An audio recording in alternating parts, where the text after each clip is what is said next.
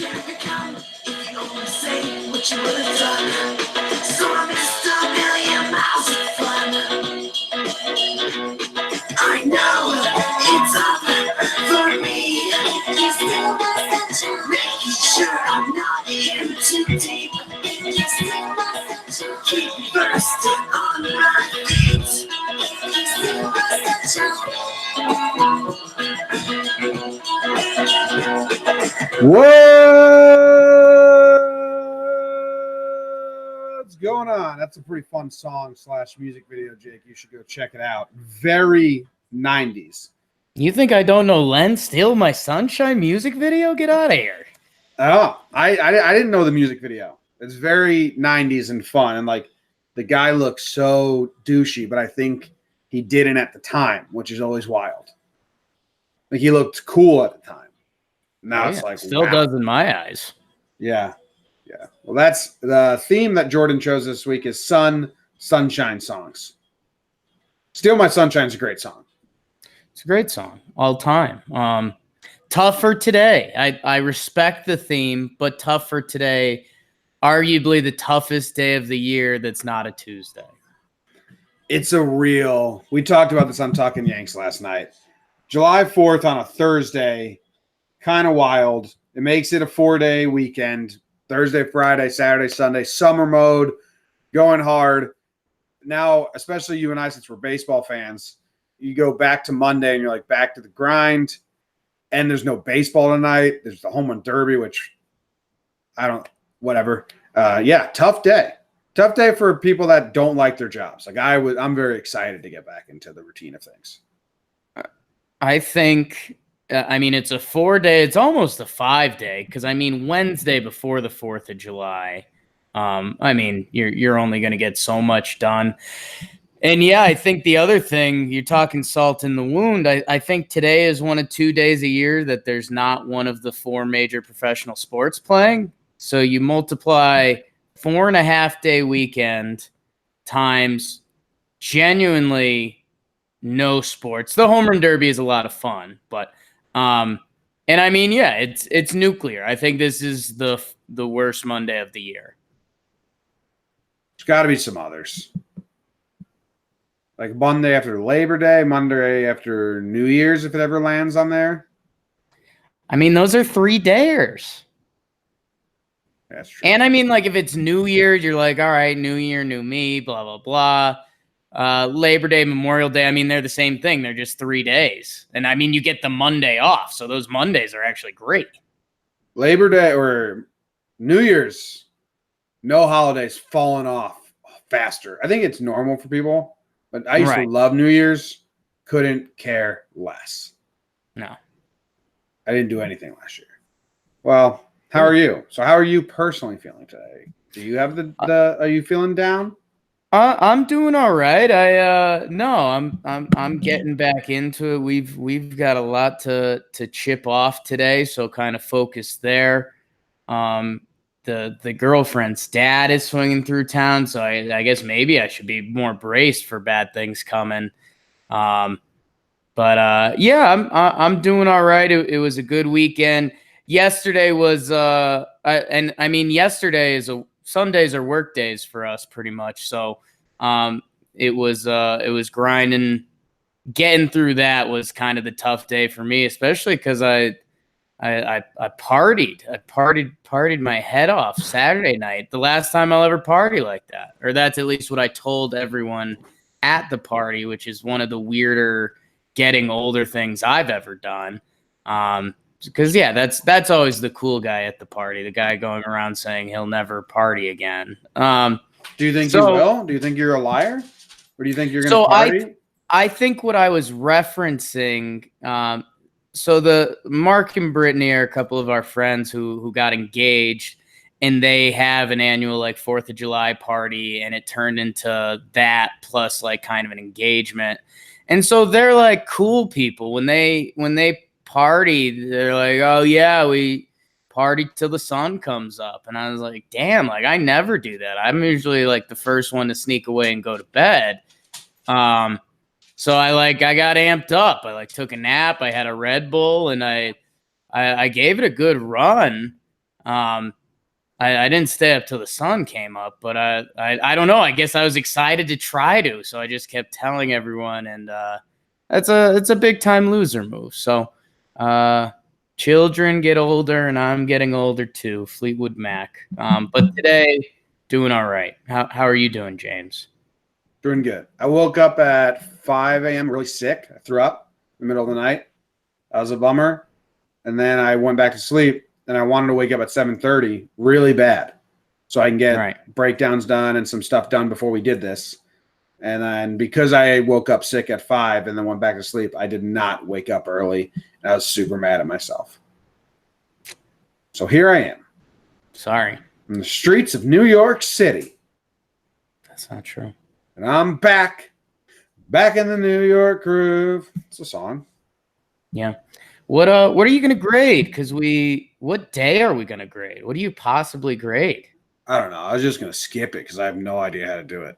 Yeah. Because we got Wednesday, Thursday, and Friday up for grabs. Nah, you think I can remember last Wednesday? You're out of your mind. Wednesday? Yeah. No, we're gonna pass. We're gonna pass on grades.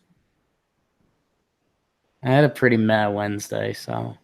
Okay, good. Passing on grades. Let's get into the sports. A lot to talk about today. Deportes.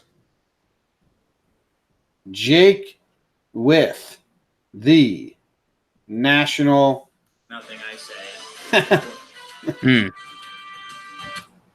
Oh, shit. Tough. I'll do it again. Soundboard Nothing guy. I say should be important to anyone.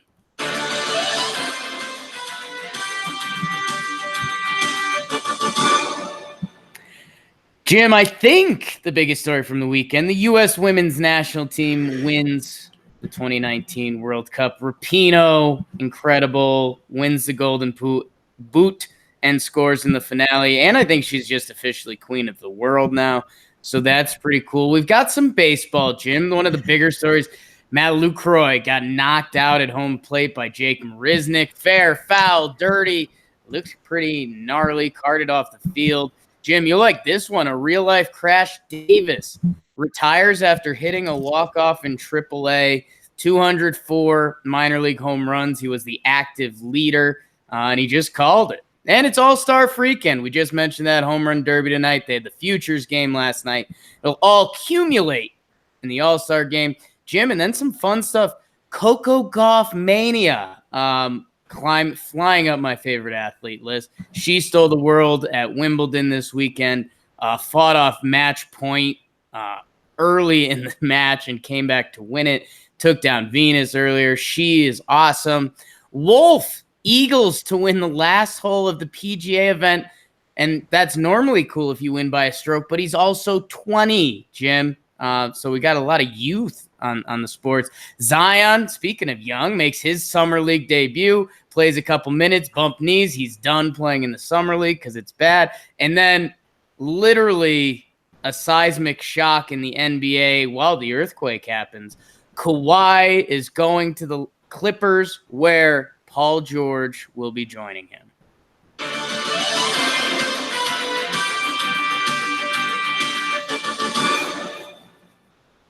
Dun, dun, dun, dun. Lot of news. The Women's World Cup. That's cool. Best ever. 5 days. Yeah. Pay them more than the men. I'm pretty firm on that, to be honest. Nice, dude. Just because, the men suck. They don't do anything. Yeah. It's not even like a women versus men thing. It's a good versus bad thing. Pay the team that's good.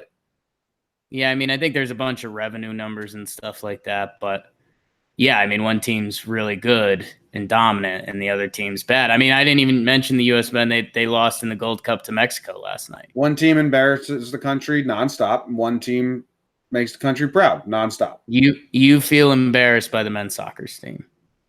100% yes. Wow. Okay. I think that's normal. They suck. We're supposed to yeah, but it's. I mean, Jimmy, you're a smart guy, and you've got all the numbers. Like, soccer's not America's sport. We have football, we have baseball, we have basketball. Basketball is kind of our soccer, if we're being honest about it. So, I mean, America's fighting from behind. We don't have a real shot in soccer. I don't get disappointed by them. I think they're an embarrassment. Wow. Nice. When they lose to I'm Ecuador, hot. when they lose to like Ecuador nonstop, get out of here. What sport do they play in Ecuador? I don't know. There's like 100 of them. Soccer. I get that. There's other sports that are top sports elsewhere, and we're still good at them. Let's play Ecuadorian football. Why? They literally don't even know the rules. That's not a good example. It's perfect. I think the best way someone said it, I think it's one of the U.S. soccer guys. He was saying, when it might have been Tim Howard. I think it was Tim Howard, my man. In other countries, when you're a little kid and you're a baby, you're in your baby's nest. What do they call those? Crates? Bassinet. I don't think they call them that, but no, that's an instrument. But Tim Howard said, when you're a baby, your uncle or your mom or your dad, they come over, they put a baseball in there, they put a baseball glove. If you got a football junkie in your family, they put a little football in there. Not a lot of soccer balls in this country getting put in the crib with the baby. And it's totally different culturally around the world. Yeah. Be better than third world countries. It's their sport. They're getting paid professionally. Yeah. I bet the U.S. men's team gets better training and all the facilities and all that than some of the teams they lose to. I think to a degree, I'd say also probably not as well, because again, that's all a lot of those countries have is soccer. That's it. They have the premier training facilities because that's all they do. Yeah.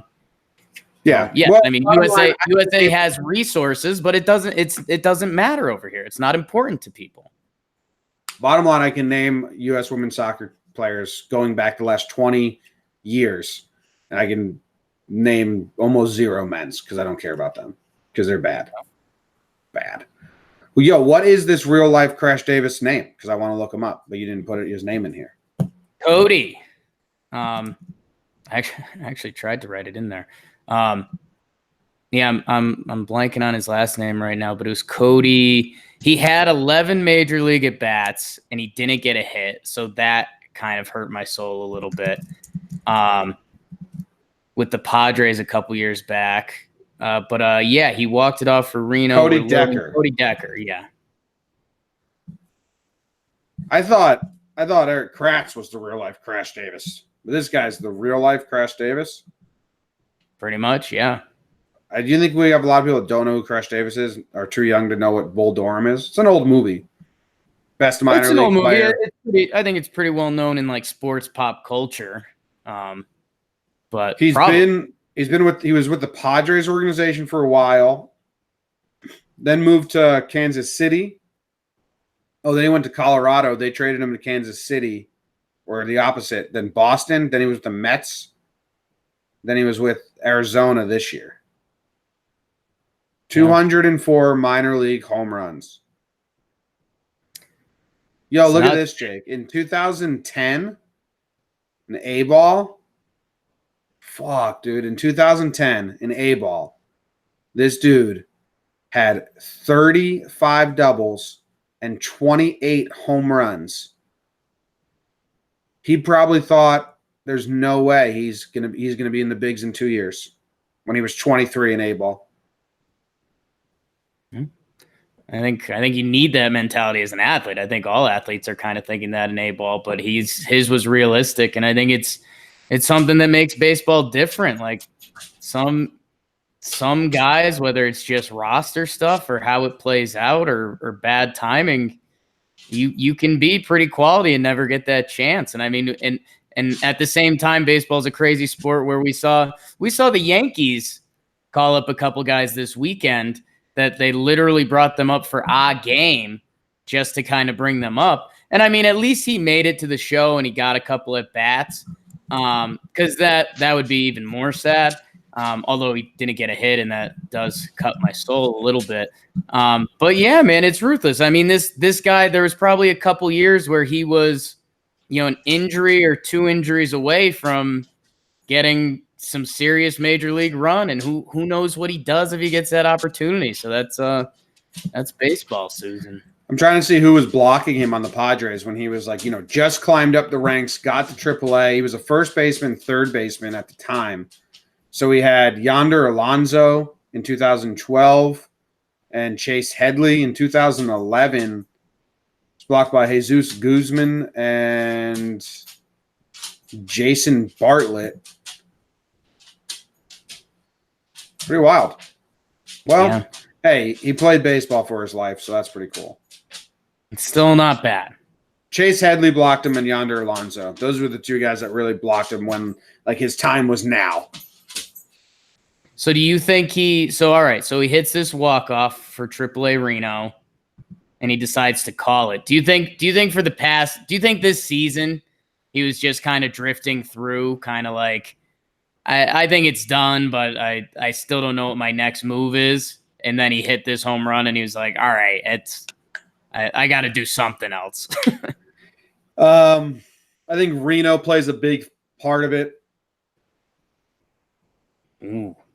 Like I think if he's back in Portland or Las Vegas or one of the other places he's played, he's not retiring. But Reno it's like a snake's mouth. Just like you just walk into a snake pit of like trash and grossness. Probably get me out of Reno. Tough day for all our U.S. men's fans in Reno that are listening to the show. You've been to Reno. Oh, yeah. This is pretty nasty. Yo, you know what? I always look at the Pacific Coast League minor league teams. And where they have to play, it just like sucks. Yeah. Salt Lake on there? Is that the Bees? I'm looking at this guy played in Albuquerque, Omaha. I don't think those are that bad. El Paso. I'm going to say this wrong. Culican, Tucson, Lake Elsinore, Fort Wayne. What was that middle one? The one I couldn't know. It's a Mexican town name. I don't know how to say it. Okay. Culiacan. I like it. It sounds cool the way you're saying it. And there's no way I'm saying it right. I'll type it to you. I mean, totally not, but we all know that. All right, you give me your best rip at this pronouncing this word. Okay. Yeah, Culiacan. Yeah, it's not right. There's no way that's right. Yeah. Well, we'll need some help on that one, people. Someone in the chat says Culiacan. I mean, that's how it's spelled. Yeah. Yeah.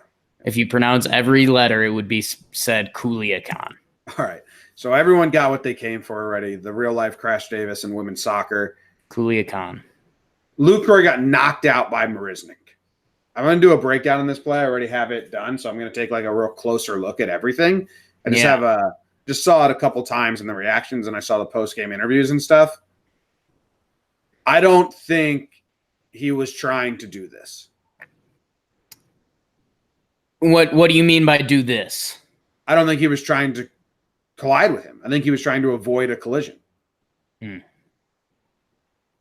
And it's just terrible, terrible situation.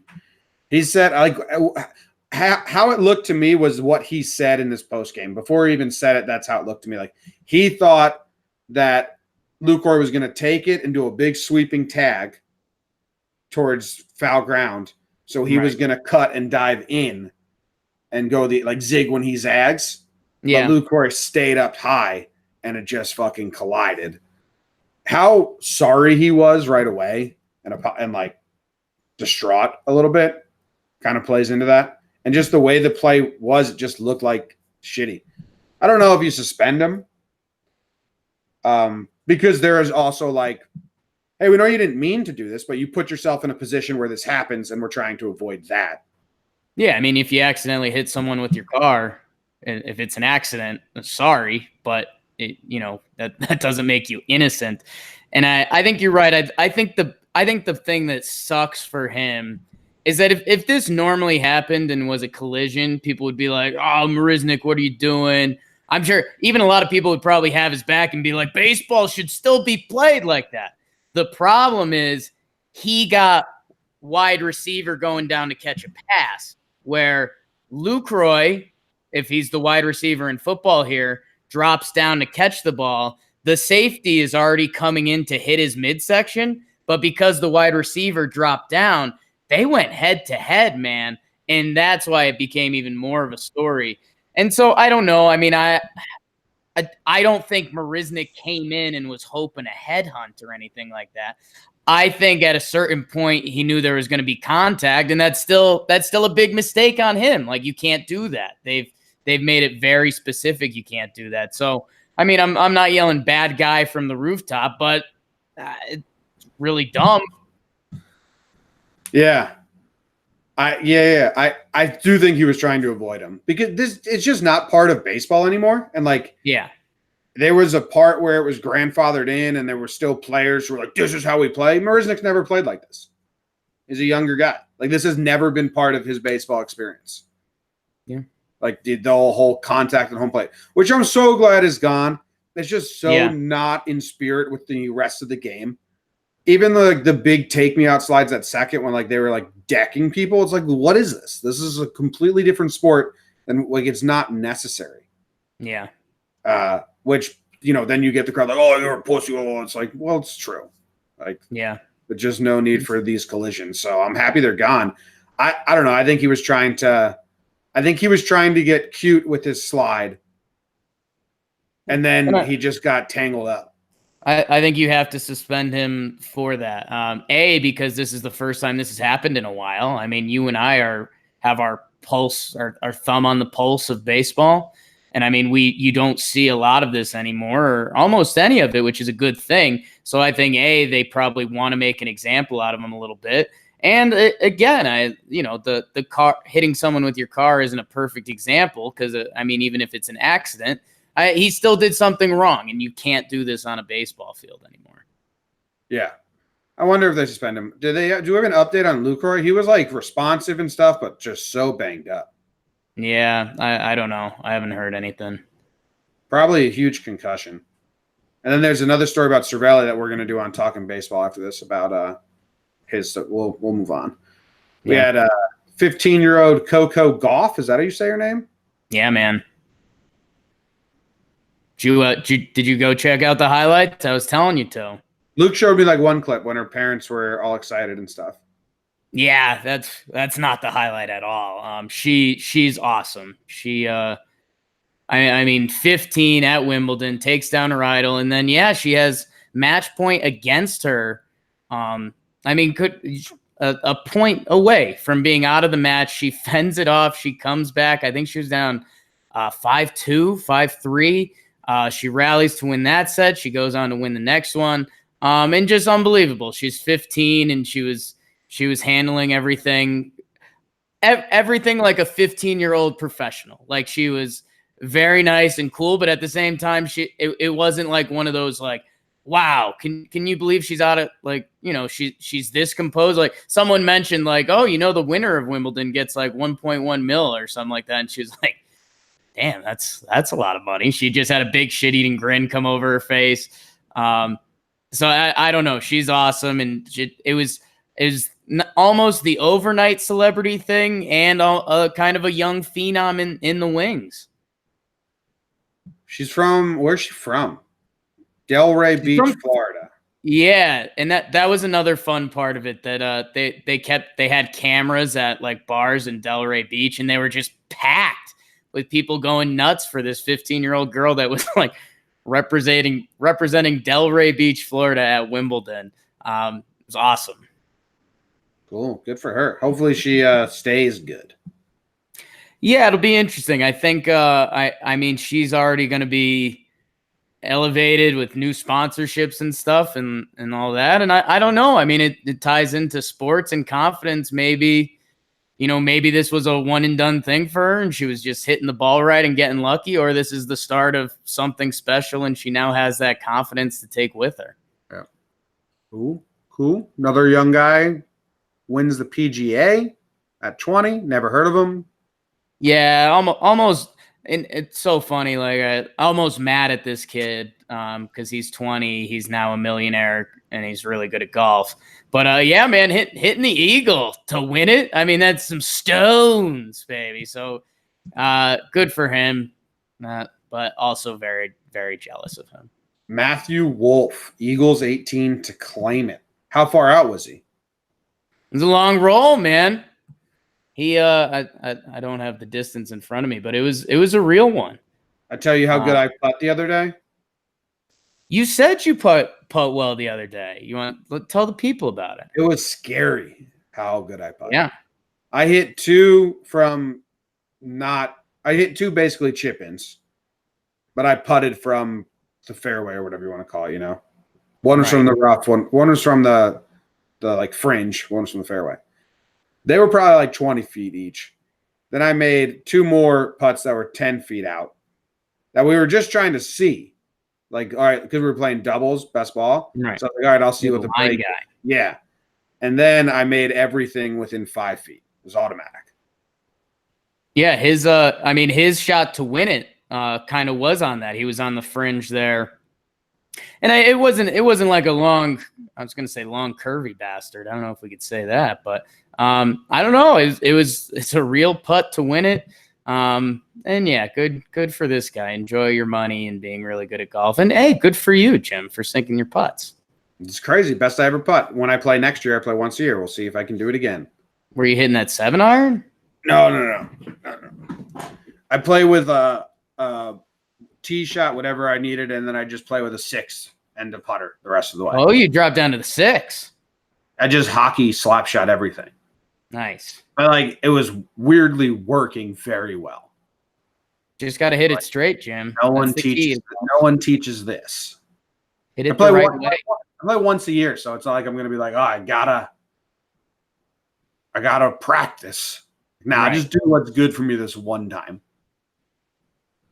Kawhi goes to the Clippers. Paul George is joining him. Can you give us like a 1-minute recap on this? Did you hear my seismic reference, Jim? That was good wordplay. The earthquake. We didn't even talk about the earthquake. Dodgers and Padres played through an earthquake. That was pretty wild. Yeah. It stopped the summer league games, some of the more impressive and wild broadcasting you'll ever see. Doris Burke and Mark Jones, who they were in Vegas. So they were 4 hours away from the earthquake, but still significant. Like the Jumbotron was moving. It was pretty crazy. Mark Jones, it was his first earthquake ever. And he was like talking himself through it. It was pretty nuts. He's like, I've never felt anything like that before. And it was really scary seeing the ground below my feet move. And okay. Did you see my breakdown of it? Of the Padres game? Yeah. Of the Giants earthquake. Yeah. Steve Hangiris. Fuck, Steve. How do you say your last name? Hangirius. He gave us $5 to support us and said, props for lip reading Terremoto. Nicely done. My first time reading Spanish lips. Wow. Constant clues were pretty easy. Well, that's not true. What's that? You're arguably the biggest Shakira fan I've ever met. I've never read her lips. I think you've been reading those lips for years. Hips. You're thinking of hips. Hips. That's what it is. Thinking of Shakira's hips. Shakira's hips. Okay. I love Shakira. Anyway, so Hernandez asked Fat Boy, what's going on? And the Fat Boy just calmly goes, earthquake. And he looks around like, oh, has no idea how to handle it. And then the catcher asks him. So I saw him say something to the catcher. And I was like, well, he probably says earthquake to him in Spanish. But what's that? So I went to translate it to Terremoto. And then I went back to Kike's lips, and he says Terremoto. I was like, fuck, that's awesome. Damn. International. It's pretty cool. And then I just get so impressed with people that can speak 2 languages. Yeah, right? Like, I can't do that.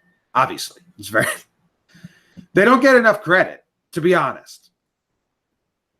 Yeah, it's blowing my mind even thinking about speaking about 2 languages. That's kind of how pathetic I am. But yeah, it was nuts seeing the foul pole moving out there, and you had the Jumbotron moving in Reno.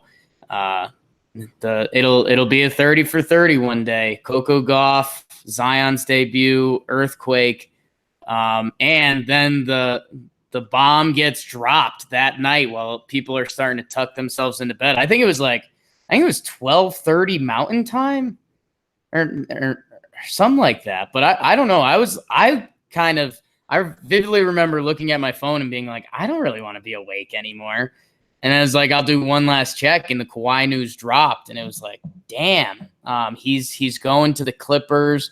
The Lakers look a little foolish because he was clearly their plan, and they just started signing a bunch of the lame guys that played with them last year to come back instead of the money they were going to give to Kawhi. So that was kind of a brutal look for the Lakers. It's awesome. This is lining up to be the best season in NBA history. There's no super team, but there's probably 10 really good teams with like 2 stars.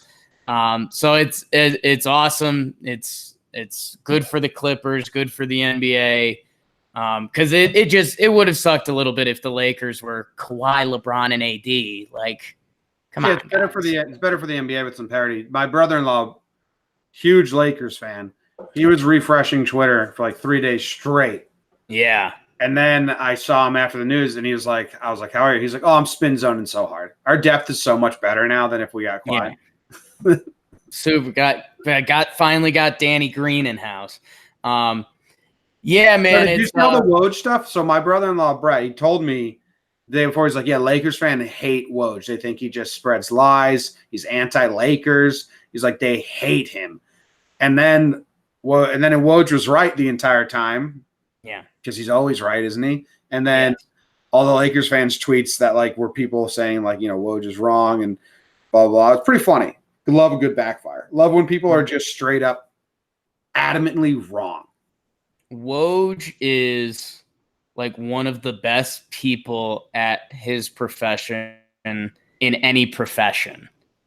Like that dude is insane. He's like always awake. He's always on his phone. He's always talking to people. And I know a couple of guys I really like in the sports world, like Woj gets some crap because they're like, well, it's not that hard. He just gets the news and then he tweets about it. And they're like, if you think that, you are one of the dumbest people on this planet. Yeah. So yeah, it was cool. Good for the Clippers. And yeah, the thing we talked about it on Talking Knicks, which has actually been getting a lot of love. We did it on the YouTube for the first time. Was that the Knicks turned down the meeting with Kawhi, and then it leaks out, or after this trade happens, Kawhi basically said, or he didn't basically say this, but he wanted to play with Paul George. He said that.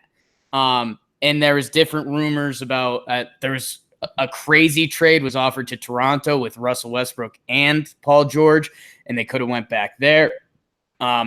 But yeah, I don't know. There was a little bit of speculation in the Knicks world, like, well, I don't know. If they emptied and traded everything they possibly had for Paul George, would they have gotten Kawhi?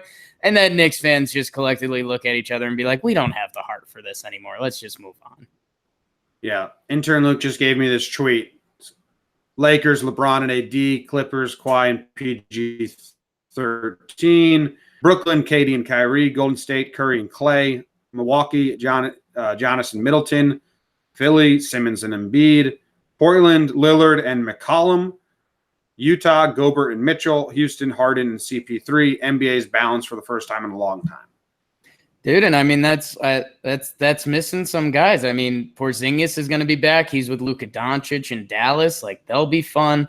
I mean, Kemba goes to Boston. It's crazy how many good teams there are in the NBA this year, and it's so exciting to see, because this is kind of like, I don't know, this is like a dream in sports. This is like why people do fantasy drafts in video games, to have like balanced, fun teams like this. So it'll be interesting to see if the league is on high, or if it's kind of the reverse effect that people actually secretly love the Golden States, and when LeBron's just dominant and all that. So I'm jazzed up, Jim. Wow. You want to talk about Derby for a little bit before we go to halftime? Sure. What do you got on the Derby? Who replaced Yelich? Not sure. Yelich replacement. Google. Fuck, I can't think about it. Chapman, I think replaced him. Matt Chapman, yes. I have Bell and Alonso doing well. Okay. I think a lefty wins it. I think Vladdy's going to gas himself in the first round so bad, much like Schwarber did when he did it the first year. Yeah, I'm the opposite with you on that. Vladdy's my guy. Yeah, that's the only thing I feel confident in is that he's going to gas himself out. Oh, I think Vladdy's going to roll it. He's so young, man. I think you're skipping over that young energy. He's 20 years old. No, that's the thing. Like, I don't think he has the presence to like take some breaths every now and then. Like when Schwarber did it, he was super young and he just went up there and was like, boom, boom, boom, boom. And then by the end, he was like, oh, arms were heavy. Who's Schwarber's daddy, though? Well, he's not Vlad Sr. That's just what I think. I see him getting gassed out. Going. I mean, also, I don't think he's got great stamina. I like Jock. Jock has a very minimal swing. Yeah, I think Jock's too small. I think he had a good first round. Acuna. I'm should just Acuna. His numbers are pretty impressive. I just feel like athletic center fielder with power to all fields doesn't translate as well to All-Star Game home run derby. And yeah, I don't know. I think Bregman. Someone from the right side of the bracket is definitely winning. The right side's Alonso, Santana, Bell, Acuna, and the left side is Chapman, Vladdy, Bregman, Jock. Sounds like Vladdy has a nice little path to the finals there, huh? He does. But I think, yeah, I thought Yelich would beat Vladdy easily, but he does have a path to the finals, and then we got to see. Huh. But I got Alonso and Bell winning and going up against each other. Okay. Vlad. We'll Vlad all the way. All day. Tonight at 8 Eastern. 6 Mountain. Dude, I love those like Bellinger and Jock swings. They're so minimal. Bellinger's swing is so minimal. You ever seen like the side angle from like the third base coach? Yeah. It's basically a mannequin until the pitch is at his front hip. Keeps it flat through the zone. You got any faith in Bregman? Like, I can see his competitive spirit getting him through one round. I just don't. Yeah, like that's exactly what it is. Like Bregman will probably see the most pitches and take the most swings in the first round, just because it'll be like that's how I'll hit the most homers. And then I don't know. Like Bregman's not a big dude. That's not an insult, but I mean, there's going to be a picture of Bregman standing next to like Vlad Jr. tonight, and you'll be like, well, those are different animals. More I'm staring at this, the more I'm looking at Bell as the winner. Wow, feeling Bell. Yeah. Lefty should be good for him. I like it. The only thing Alonso has gone against him is he's a Met. And he's righty. Yeah. But the Met thing looms larger in my brain. That looms larger. Well, maybe it's the opposite. Maybe this is what the Mets need. Maybe this is like what they'll get to calm them down. Like, wow, Alonso had an incredible first half, and he won the home run derby. The Mets get 5 minutes where they look good. Like maybe this is what the Mets get. I just don't believe in Santa. I don't believe that will happen either. Yeah. It's kind of crazy. I wish it would. I like Alonso. And everyone will be like, why is Alonso holding Vlad Jr.'s trophy? This is getting weird. Thank you to Vic H. He gave us a couple bucks. Says, love this channel. Just got my free jersey code. Oh, yeah. Victor won the Patreon. Jomboy Media Patreon. He gets a jersey. Nice. Congrats, Victor. Congrats, Vic H. Vitch.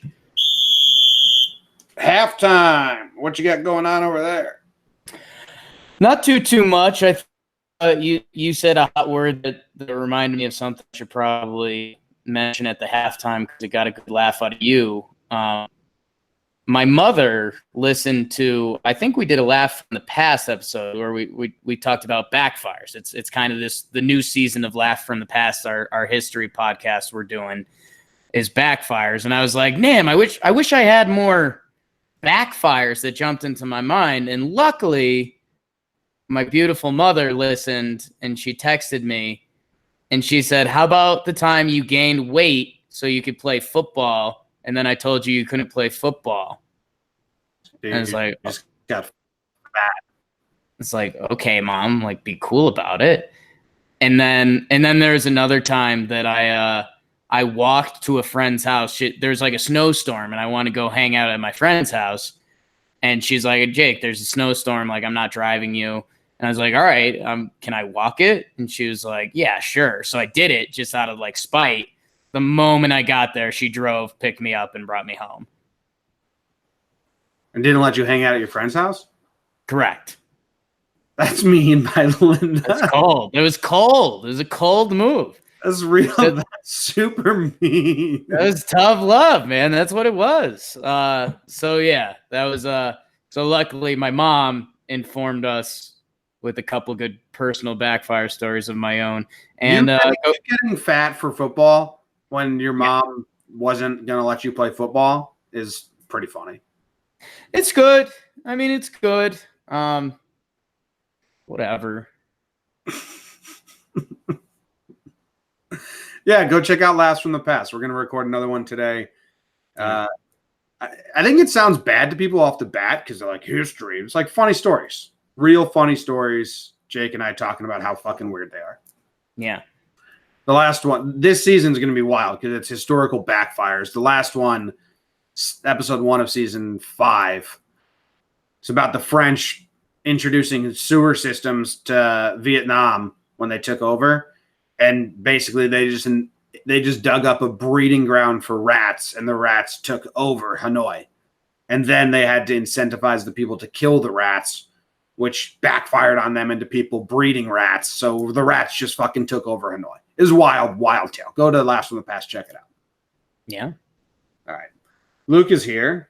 He came in. He's working hard. He already got a breakdown video secured for me. Now he's doing the voicemails, and I think he set up a Jomboy and Jake radio YouTube channel because we're gonna do this part-time here and make a full channel for people that like Jomboy and Jake radio. Yeah. So good job by Luke. I read the news today, oh boy, and though the news was rather sad,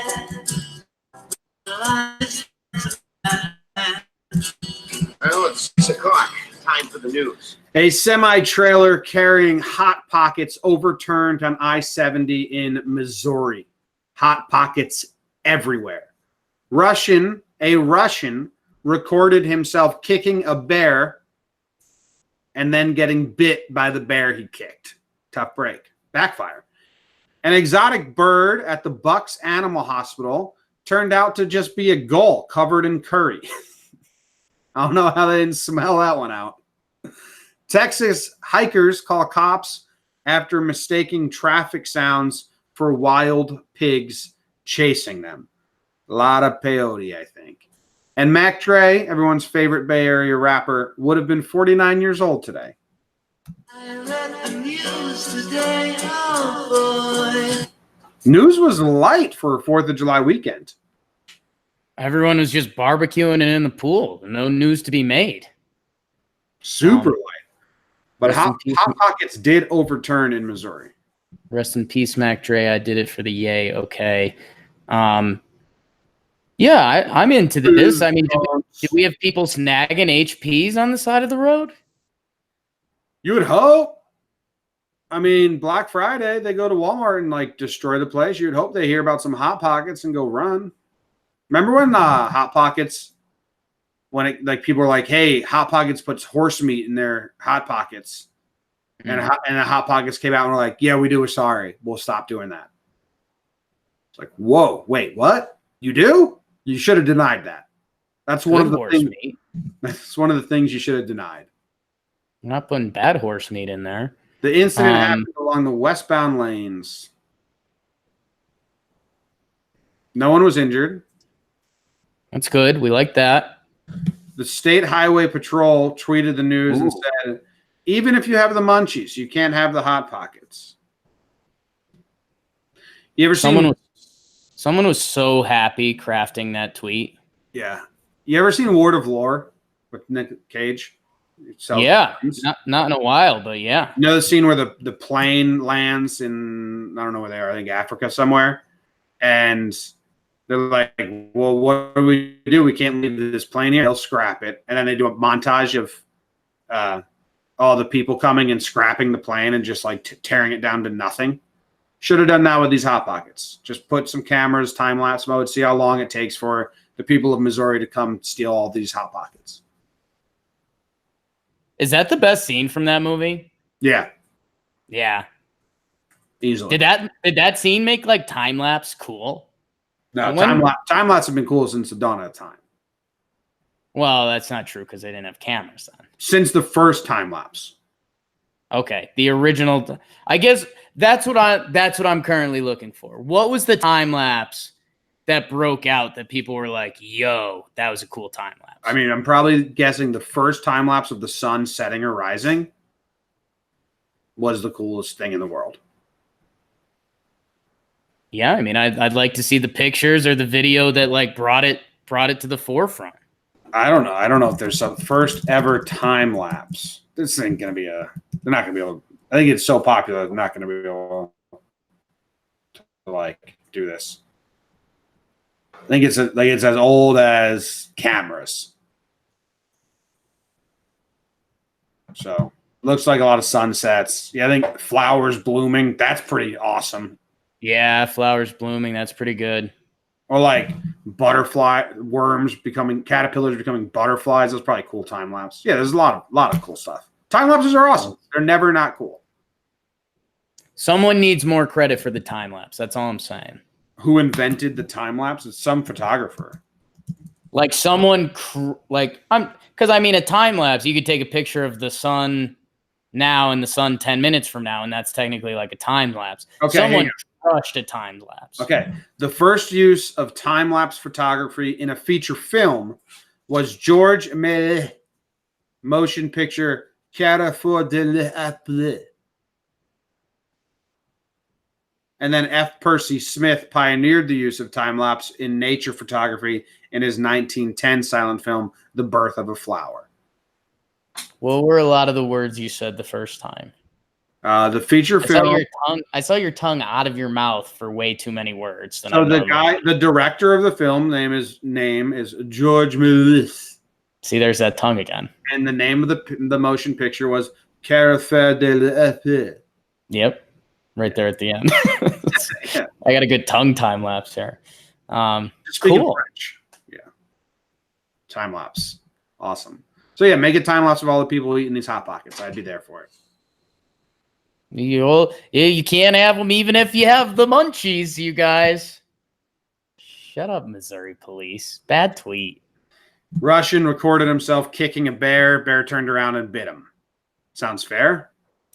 Yeah, I mean, eye for an eye, the whole world is blind. Everything adds up. Is there going to be video of this? Do I want to click this? I don't know. So many websites out there. The problem is in Russia, they have like bears as pets. Like they're all docile. Like, they're a common pet in Russia, or more common than here, I should say. I think there is a video. This video is pretty creepy. Is this guy just sneaking up on this bear? He's going to run up and kick it, and then the bear's going to turn around and bite him? Is that what I'm watching right now? Okay, the bear has his back to the camera, and he's walking by the base of a tree, and the man he's close. He's in kicking range now. He goes around the other side of the tree. The bear has no idea he's there. Terrible instincts. He's right on top of the bear, kicks the bear in the ass. The bear now looks at him like, what the hell, dude? Why did you kick me? Who are you? Oh, and now he comes after him. And the guy runs away. The camera goes shaky. Camera's shaking all over the place. Camera is so shaky. The bear's attacking him. Camera's all over. Camera's still now as if the guy died or he dropped the camera. Just Blair Witch style, looking up at the trees, swaying in the breeze. And I think, okay, the camera's back. The guy found the camera. He came to, and the camera's out of focus. Looks like the man is standing up again. and he's trying to run away, but he's limping. Looks like the bear got him. Yeah, and that's that. Why would you do what that guy just did? I think that's kind of just what you do when you're bored in Russia. I'm just going to go walk in the woods if I find a bear. That's part of it. It's crazy. But speaking about weird shit in woods, this guy kicked a bear. These Texas hikers called the cops. They said there's wild hogs chasing us. The cops came like, that's just the noise of cars driving by. Oh, no. I mean, got to be booze or something involved in this, right? A Canyon Park police officer responded to an urgent call from a woman who had taken refuge in a tree. An animal she believed to be a wild pig was nearby and growling. It wasn't a pig. It was just cars driving by. She got to be high on something. Yeah, I mean, we have a couple stories that normally link up to drugs. We've got a paragraph titled "Bizarre Mix-Ups." Bizarre mix-ups like this often lead people to call 911 and feel a bit ridiculous after. Earlier this year, deputies in Oregon responded to a report of a possible home invasion after a house sitter said that someone was inside the home's bathroom. The intruder turned out to be a Roomba. It's like, come on, Ryder, don't have to bring the Roomba girl. Were just looking. They just wanted to get the Roomba story back out there. Yeah, they're like, yo, this needs to be back in the news. That Roomba story is too good. Not for nothing. You're house sitting and you hear something moving in a closed door. I'm on their side. Yo, I got freaked out yesterday because I left the house. I was the last one inside. And I came back and I put in our code to open the front door and I turned the handle and it wouldn't open. And it was like the deadlock had been locked from the inside, which is only possible if a human locks it. I was like, whoa, fireworks were going off. I've been crushing Stranger Things. I'm like, what's going on? Right. This is spooky. I had to break into the window and like climb in. And then I'm like, is there someone in the house? How'd this get locked? But it turns out my door handle disconnected from that little nipple bump thing that goes into the wall. Sure. Locks it. So like when I turned the handle, the thing inside the door wasn't coming in. But for a little bit, I was freaked out. I was like, is someone inside the house? Stranger Things. You been watching? I haven't yet. How is it? I still enjoy it very much. The timepiece. I think it's become more of a fun watch than a good watch. Ooh, interesting. Like I thought season 1 was really, really good. But they're delving deeper and deeper into it's always been ridiculous. So that's kind of a hard thing to say. I still think it's really entertaining. Yeah, I guess in season 1, you weren't sure exactly what it was leading up to. And now we kind of know that there's like creatures, conspiracies, and that kind of stuff going on, which isn't necessarily your cup of tea. Mike, like I hate Mike. Damn. He's so lame. That's about it. Tough break for Mike there. Yeah. I hope these guys are making good coin from YouTube. They deserve it. Well, thank you, Crypt Algo. You guys think the Yanks can beat the Stros in the playoffs? Yeah, we'll see. No team is complete right now. I saw some people tweeting about the Yankees, Jake, who have like the best record in baseball and are 6 games up in their division, had a really, really good first half, despite 20 players going on the injured list. Right. And I saw a bunch of Yankees fans because they're upset they lost the last 2 games, tweeting things like, was the first half good? Yes. Are the Yankees in a great place? Yes. Will they make the playoffs? Yes. Do they need to add more pieces to win in the playoffs? Yes. I was like, name me a World Series winning team that did not add pieces at the deadline. The Red Sox added Eovaldi and Pierce last year. The Astros added Verlander. So to say like the Yankees need pieces, every team that hopes to win the World Series needs pieces at the deadline. That's just baseball 101. but they're acting like Right. this is like singular for the Yankees. This is their problem. What are you talking about? Every team ever needs pieces at the deadline. He's ready for talking baseball, folks. We're doing that next. Let's go to bed of the day. But you know what I mean? Like I didn't respond on Twitter or say anything, but I saw so many people saying that. It's like I actually like be interested to go down the World Series winners and see which one added the least amount of people at the deadline. Yeah, I think. I think the Yankees fans are pretty tuned in that they need a big time starting pitcher, and I think people would say that's a bigger piece than teams would normally be looking for. Verlander was huge, though. Oh yeah.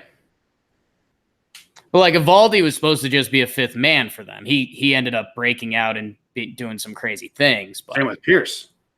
Yeah. Oh yeah. Someone in the chat, Crypt, said that the Kansas City Royals didn't add anyone. Now I'm interested in that. I'm trying to think. Did they add Cueto or anyone? I don't know. I'm blanking. Yeah. This is. I think this has to be a talking baseball topic.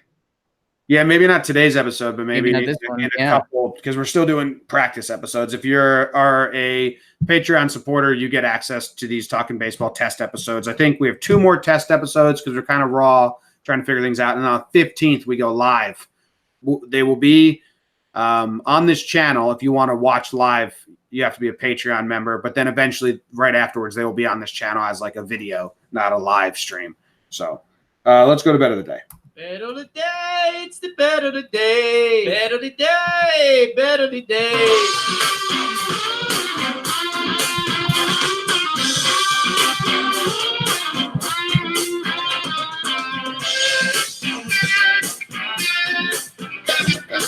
Bet of the day, bet of the day. It is the bet of the day. Jakey on Wednesday, a while ago, he bet that the Nationals would cover the 1.5 spread over the Marlins. I agreed with him. We were both successful in our venture. Did they win by 2? I'm blanking. I think they won by 3. I think it was 5-2. Okay. So good job, Jake. What do you have today? So, Jimmy, this is kind of a tight one because, again, this is one of the 2 days a year that none of the 4 major sports are playing a game. So I'm gonna BD it, Jim. I'm gonna lay it on the table, and let's go Vlad for big money to win it. Vlad to win it. Wow. Yeah. Okay. That's Vlad easy. to win it. That's easy for me because I disagree. Jake is stupid, but Jakey about to make a big. Oh, I corrected in time. boy. Let the record show. Oh boy. Let the record show. How about this? We change it up for a little bet of the day. We do a mano. We do. I'll go Vlad. You go Josh Bell. Sure. Whoever either gets further or hits more home runs. Yeah, gets further is tough if if neither of them win. Then it would be who hits the most home runs. Like if they both lost in the first round, whoever hits the most home runs. Yeah. Okay. If they both lose, if they both get past the first round, right? Both lose in the second round. Is it whoever hits the most collective home runs, or whoever hits the most home runs in the second round? I would think cumulative. You can't just do get the furthest because, like, if Bregman hits 1 in the second round, Vlad hits 3, and it's like, okay, I'm done now. Whatever. We'll just say goes the furthest to make it easier. Sure. We'll figure out a tiebreaker if we need it. You're more confident on Vlad than I am on Bell. I'm more confident on not Vlad than anything else. Well, yeah. I mean, there's a lot of other guys, but I think this is supposed to be Vlad Jr.'s introduction to Major League Baseball. I do think that it's smart they invited him and are putting him on the stage. I'm happy about that. Jake, since we started this conversation here, I wanted to give some updates. The 2015 Royals traded for Johnny Cueto, Ben Zobrist, and Johnny Gomes, who were all pieces on that World Series team. Boom. Cueto and Zobrist were like big pieces, right? Yeah. Was Zobrist an MVP at some point in the playoffs? Did they get him at the deadline? Because he was on the Rays, right? Yeah. They got him like late July, which is the deadline. Cool. So good job by him. In 2015, Zobrist, let's see, what did he do? He had an 880 OPS with 2 home runs throughout the playoffs. So yeah, he was pretty huge. Yo, I can't believe the Mets were in that World Series. Yeah. How far they fell. He had 4 doubles in the World Series, Zobrist, but 0 RBIs. Scored 5 runs. Anyway, yeah, part of it. Gotta get pieces at the deadline if you want to compete. There's nothing new there. Go to Steal My Sunshine. And then we are out of here. Thank you guys for hanging out with us. We will be back tomorrow. Another episode of Jomboy Jack Radio. If you don't want to watch on YouTube, go to the podcast app and listen there. Any of them, whatever you want. See ya. So I missed a million miles.